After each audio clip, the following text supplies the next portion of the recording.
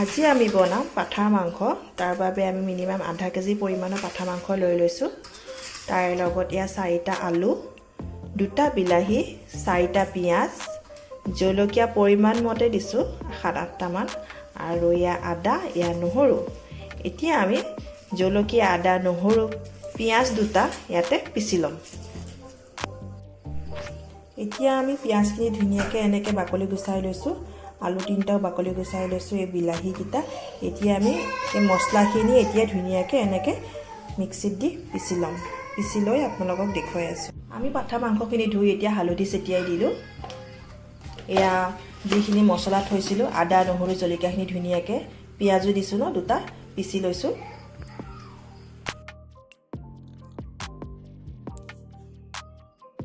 এতিয়া আমি পৰিমাণ মতে নিমখ 1.5 চামুচমান দি ল'ম।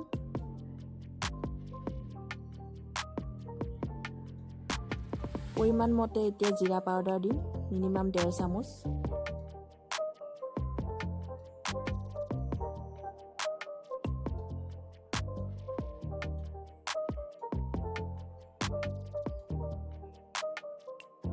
এতিয়া আমি দিম ধনিয়া পাউডাৰ এটা আন্দাজত। এইখিনি মছলা পিচি থৈছিলোঁ, এতিয়া আমি ইয়াতে মাংসখিনি দি ধুনীয়াকৈ এতিয়া আমি এইখিনি সানিম। এয়া আমি দি দিলোঁ। এতিয়া আমি ধুনীয়াকৈ সানি ল'ম। মিঠাতেল অলপ দি ল'লোঁ। এইটো পৰিমাণ মতে মিঠাতেলটো দি লৈছোঁ। যেতিয়া আমি তৰকাৰী বনাওঁতে তেতিয়া মিঠাতেলটোৰ পৰিমাণটো কমাই দিম। এতিয়া মিঠাতেলটো দি পেলাই আমি এইখিনি সানিম। সানি পেলাই মিনিমাম আমি 5 মিনিট থৈ দিম। ইয়াতে আমি সানি থাকোঁতেনে অলপ নেমু ব্যৱহাৰ কৰিম। ইয়াত অলপ নেমু চেপি দিম। একফাল নেমু লৈছোঁ, নেমুটো চেপি দিম। এতিয়া আমি এইখিনি সানি 5 মিনিট থৈ দিম। আমি কেৰাহী বহাই দিছোঁ। কেৰাহীটো গৰম হৈছে। আমি মিঠাতেল দি দিছোঁ পৰিমাণ মতে, কাৰণ আমি যিহেতু মাংসখিনিত তেল মছলা দি ভাজি থৈ দিছিলোঁ। এতিয়া আমি তেল কমাই দিছোঁ, কাৰণ আলুখিনি তেলত ভাজি ল'ম। যি 4টা আলু লৈছিলোঁ, পিচ পিচকৈ মই কাটি ল'লোঁ। পিচ পিচকৈ এনেকৈ কাটি ল'লোঁ।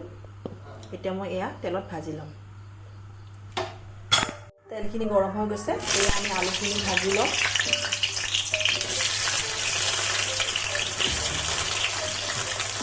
আলুখিনি আমি ধুনীয়াকৈ ৰঙা কৰি ভাজি ল'ম।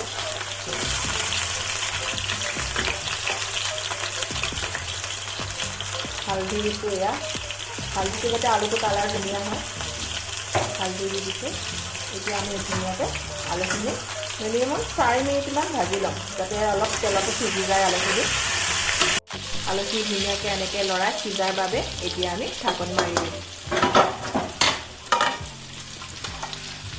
ঢাকনি উদঙাই চাব লৈছোঁ। আলুখিনি ধুনীয়াকৈ এনেকৈ ভাজা হৈ গৈছে। আমি এতিয়া ইয়াতে অলপ আন্দাজ মতে অলপ নিমখ দি দিম, যাতে আলুত নিমখটো লাগি যায়। আগতীয়াকৈ দিয়া নাই, যাতে নিমখটো তেলত গলি পেলাই কেৰাহীত লাগি যায় কাৰণে এতিয়া দি দিছোঁ।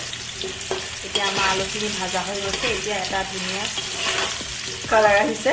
এতিয়া প্লেট এখনত উলিয়াই ল'ম। এতিয়া কাঁহী এখনত ধুনীয়াকৈ এনেকৈ উলিয়াই ল'লোঁ।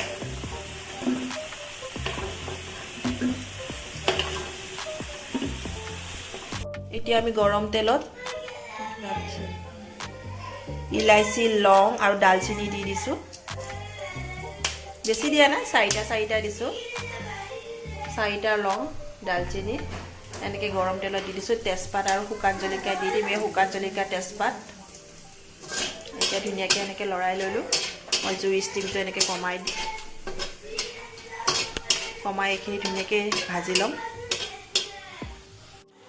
এতিয়া পিঁয়াজ দিলোঁ। এতিয়া আমি পিঁয়াজ দিছোঁ।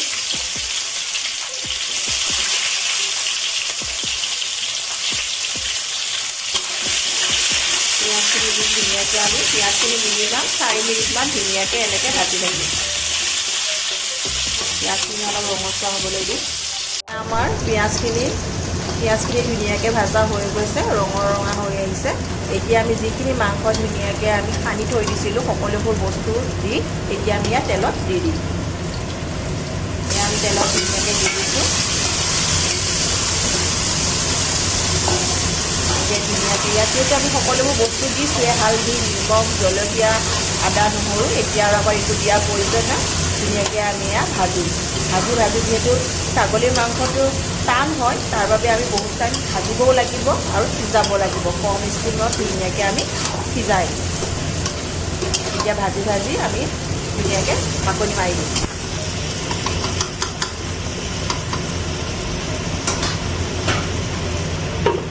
আমি ঢাকনখন উদঙাই চাম, মাংসখিনি ধুনীয়াকৈ ভাজা হৈ গৈছে। অলপ লৰাই দিম।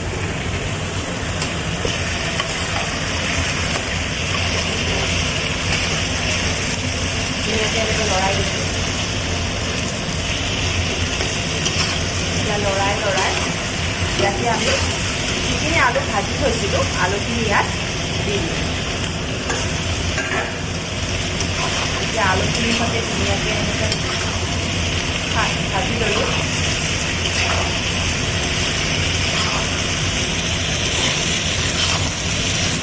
আমি যিহেতু দুটা বিলাহী থৈ দিছিলোঁ কাটি, সেই বিলাহী দুটা দি দিম আৰু তাৰ লগতে দুটা কেঁচা জলকীয়া দি দিম। এতিয়া বিলাহীকেইটা দি দিলোঁ আৰু কেঁচা জলকীয়া দুটা ফালি ইয়াতে দি দিলোঁ। এতিয়া চেণ্টটো ধুনীয়া আহে। এতিয়া এইখিনি ধুনীয়াকৈ আকৌ মই এনেকৈ লৰাই দিলোঁ। লৰাই ভাজি আকৌ মই এতিয়া ঢাকনি মাৰি দিম, অলপ সিজিব। এতিয়া অলপ ভাজি অলপ ইয়াতে পানী দি দিলোঁ। এটা পৰিমাণ মতে পানী দি দিলোঁ। মিক্সিটোৰ পানীখিনিয়ে মই ধুনীয়াকৈ আউখালি লৈ ইয়াতে দি দিলোঁ। এতিয়া এইখিনি অলপ এনেকৈ আৰু অলপ ভাজি ল'ম। কাৰণ মছলাখিনি দিয়ে মাংসখিনি যেতিয়া ভাজি লওঁ, মাংস ধুনীয়াকৈ মছলাখিনি লাগি যায়গৈ। এতিয়া ধুনীয়াকৈ মই ঢাকন মাৰি দিম। ঢাকন মাৰি মিনিমাম 4 মিনিট সিজিব দিম। সময় হৈ গৈছে। এতিয়া আমি ইয়াৰ ঢাকনি উদঙাই চাব লাগিছোঁ। ইয়াৰ মাংসখিনি চাওকচোন কি ধুনীয়া ভাজা হৈ গৈছে। ধুনীয়াকৈ মছলাখিনি শুকাই আহিছে। এতিয়া আমি ইয়াত আকৌ পানী দিব লাগিব। যিহেতু মাংসটো ভালকৈ সিজা নাই, মাথা মাংসটো সহজে সিজি নাহে, সেইকাৰণে আমি বেছিকৈ পানী দিম এবাৰ। এয়া মিনিমাম আমি আধা মগৰ বেছিয়েই পানী দি দিছোঁ। এতিয়া পানী দি ধুনীয়াকৈ মই এতিয়া এনেকৈ লৰাই ঢাকনি মাৰি আকৌ 5 মিনিট 6 মিনিট এনেকৈ সিজিব দিম।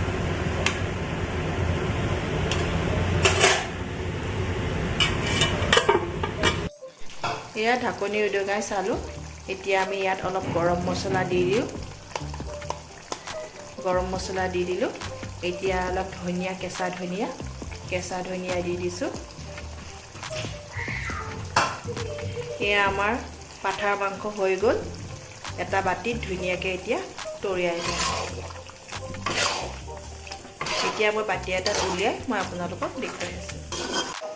সেয়া ধুনীয়াকৈ এটা বাটিত এনেকৈ উলিয়াই লৈছোঁ। এয়া চাওকচোন, আমাৰ পাঠা মাংস হৈ গ'ল। এটা বাটি ধুনীয়াকৈ উলিয়াই ল'লোঁ। আপোনালোকে এনেকৈ কেতিয়াবা বনাই খাই চাবচোন, কেনেকুৱা লাগিছে কমেণ্ট বক্সত মোক জনাব আৰু লাইক, শ্বেয়াৰ, কমেণ্ট কৰিব নাপাহৰিব।